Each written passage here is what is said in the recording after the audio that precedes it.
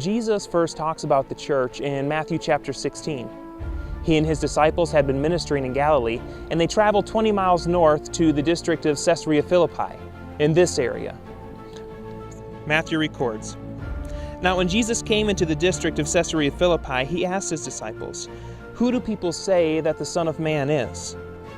And they said, 'Some say John the Baptist, others say Elijah, and others Jeremiah or one of the prophets.' He said to them, 'But who do you say that I am?' Simon Peter replied, 'You are the Christ, the Son of the living God.' And Jesus answered him, 'Blessed are you, Simon Bar-Jonah, for flesh and blood has not revealed this to you, but my Father who is in heaven. And I tell you, you are Peter, and on this rock I will build my church, and the gates of hell shall not prevail against it. I will give you the keys of the kingdom of heaven, and whatever you bind on earth shall be bound in heaven, and whatever you loose on earth shall be loosed in heaven." Behind me is a rocky hillside with shrines dedicated to the false gods of Pan, Echo, and Hermes. Next to these shrines is a large cave where a powerful stream once flowed. The worshippers of Pan would perform human sacrifices in the cave and cast the remains into the natural abyss near the back. The Pan worshippers considered this abyss to be the entrance to Hades, or the gates of hell. The victims disappearing into the water were a sign that the sacrifice was accepted. If blood appeared in the nearby springs, then the sacrifice was considered rejected. So it's in this place that Jesus refers to Peter and tells him that upon his declaration, it would be the foundation for advancing the kingdom of God.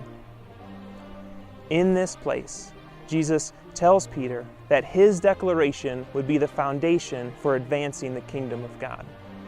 Jesus gives Peter a surname, like the renaming of Abram to Abraham or Jacob to Israel. He refers to him as Petros, representing the Aramaic Kepha, meaning stone or rock. Rocks provide a firm foundation for building. The church would be built upon Peter's declaration, forever firm and secure. Jesus, after talking about building his church, refers to the gates of hell, a metaphor for death. In a place where false deities required human sacrifice, Jesus is the Son of the living God, because God brings life, not death. Jesus promises in John 10:10, "I have come that they might have life and have it abundantly." The church is to overcome lesser gods, destructive gods like Pan, Echo, and Hermes. False gods focus on self, materialism, pride, fame, sex, power, and they bring death. The message of the church is greater, and the gates of hell will not prevail against God's advancing kingdom. Now, this phrase, "the gates of hell shall not prevail against it," it does not suggest that we should hide in a fortress, a building that the devil cannot penetrate. Jesus is not saying that the devil is the aggressor and that we are safe from him. What he is saying is, we are the aggressors, and the devil is not safe from us. We are an advancing kingdom assaulting the gates of hell. The church is called to conflict. But how do we advance the kingdom? We assault the gates of hell as inaugurated by God's reign of love, justice, and peace. It starts by taking every thought captive to Jesus, and then it moves out from there. Where there's despair, we bring hope. Where there's unbelief, we bring faith. Where there's hatred, we bring love. Where there's bitterness, we offer forgiveness. Where there's sickness, we offer healing. Where there's disunity, we bring reconciliation. We, as the church, are to be walking, talking representatives of Jesus to the world. As we turn people to Jesus, we storm the gates of hell. As we dig water wells in Africa or pray for the nations, as we establish the church where it does not exist, we storm the gates of hell.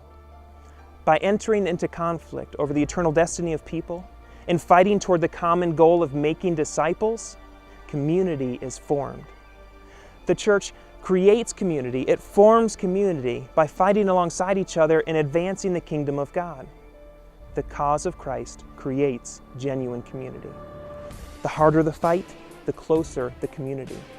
A commitment to God's people in the church is required to advance the kingdom of God. We are called to community and we must fight for community. We are called to love and must fight for love. We are called out for a purpose and must fight with purpose. We're to fight for truth, holiness, authenticity, and fervor. Jesus, on the island of Patmos, had letters sent to the church. Jesus died for the church, is in the midst of the church. He loves the church and gave a task to her. The hope of the world is Jesus, the message of the church. Presently, there are over 3 billion people in the world today without the hope found in Jesus. Will you commit yourself to Christ, the church, and to storming the gates of hell until His imminent return? Will you join the resistance?